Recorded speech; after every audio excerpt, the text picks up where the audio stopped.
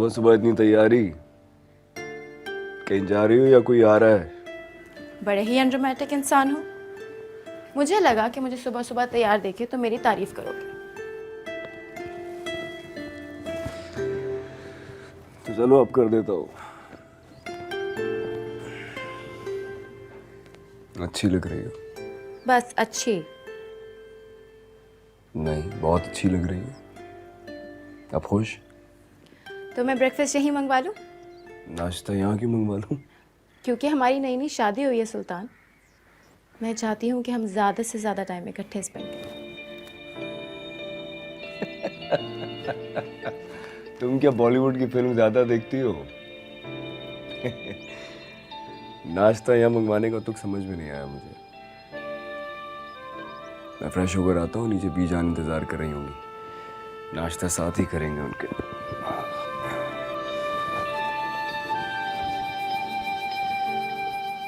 अच्छा हाँ, तुम अपने घर चली जाना ड्राइवर के साथ। मैं अकेले जाऊंगी? हाँ, पहले भी तो जाती थी, क्या हो गया? पहले की बात तो और थी ना। We are married now. आपको मेरे साथ चलना होगा, नहीं तो मैं नहीं जाऊंगी। चलो मैं फ्रेश होके आता हूँ।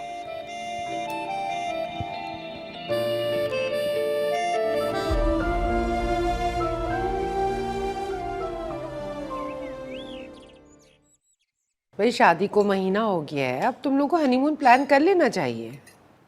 मेरा तो वैसे यूरोप जाने का फुल मूड हो रहा है। जी जरूर जाएंगे, लेकिन थोड़े वक्त के बाद। अभी मसरूफियात बहुत ज्यादा है। यही तो वक्त है घूमने फिरने का, एक साथ वक्त गुजारने का। मॉम, आप शायद भूल रही हैं कि मेरी शादी एक इंतहाई बोरिंग इंसान से हुई है। जिसको सिर्फ अपने बिजनेस में इंटरेस्ट है और किसी चीज़ में नहीं। भाई किसी और चीज में इंटरेस्ट हो ना हो, लेकिन बीवियों में इंटरेस्ट जरूर होना चाहिए। बीवियों को खुश रखने के लिए मर्दों को बड़े सेक्रीफाइस करने पड़ते हैं। जब तुम्हारे बाबा नए नए एमपी बने थे ना, तो सारी मसरूफियत छोड़ के मुझे यूरोप घुमाने लेके गए थे। भाई मैं तो कहता हूँ कि तुम और नरमीन 1-2 महीने के लिए कहीं बाहर चले जाओ। 1-2 माह के लिए भी कैसे जा सकते हैं? ऑफिस में इतना काम है, इतनी मसरूफियात हैं, फिर वो कराची वाला नया प्रोजेक्ट स्टार्ट हुआ है। मैं अरे बेटा फिक्र क्यों करते हो, मैं हूं ना।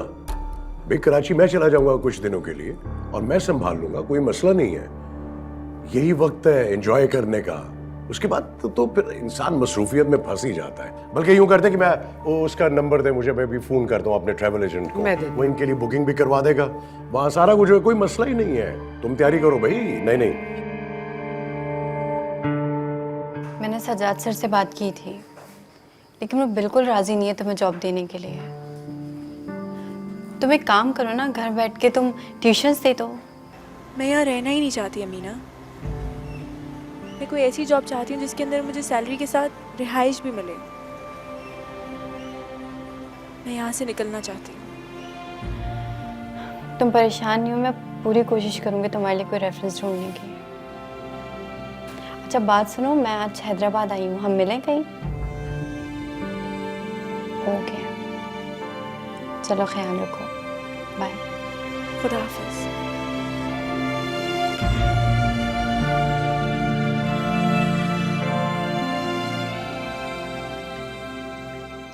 अपनी शादी से तुम खुश नहीं हो क्या? जी बस ठीक है बीजान।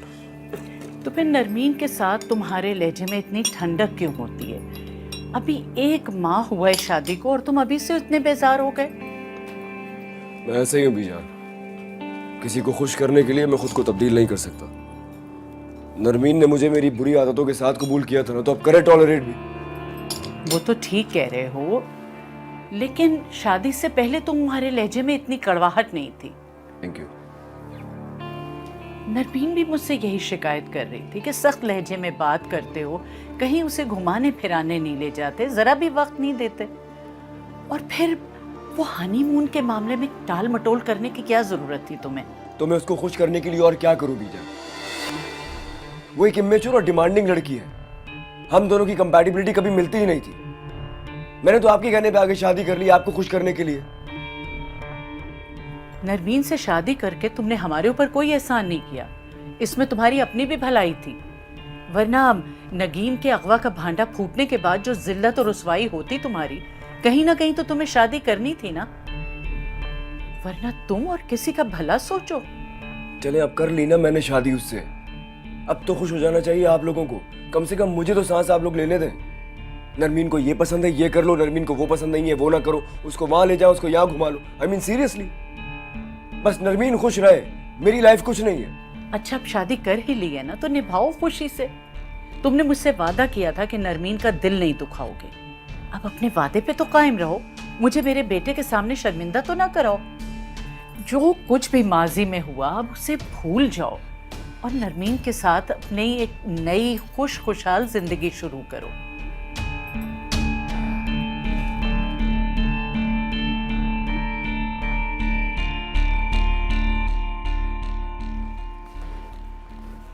नुज़ैर, अरे मीना कुमारी जी। लो यहाँ हो तुम। वो अनवर है ना अपना अन्नू, वो अपनी माँ को लेके आ रहा है नगीन के रिश्ते की बात पक्की करने के लिए। किससे पूछ के आपने ये बात की? ये बात की तुमने? मैं नगीन का सरपरस्त हूँ कि नहीं हूँ ना, तो फिर मुझे किसकी इजाजत की जरूरत है उसकी बात पक्की करने के लिए? नगीन की। ये उसका कानूनी और शरई हक है। आपको कोई हक नहीं पहुंचता कि उसकी मर्जी के बगैर उसके रिश्ते की बात करें आप।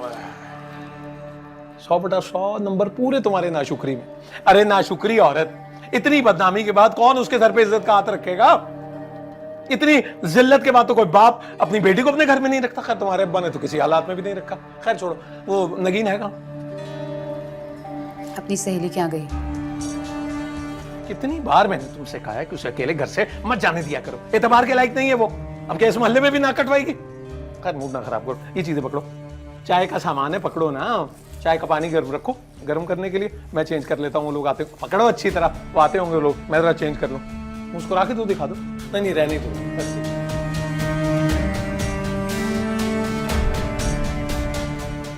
जला के दिल बुझा दिया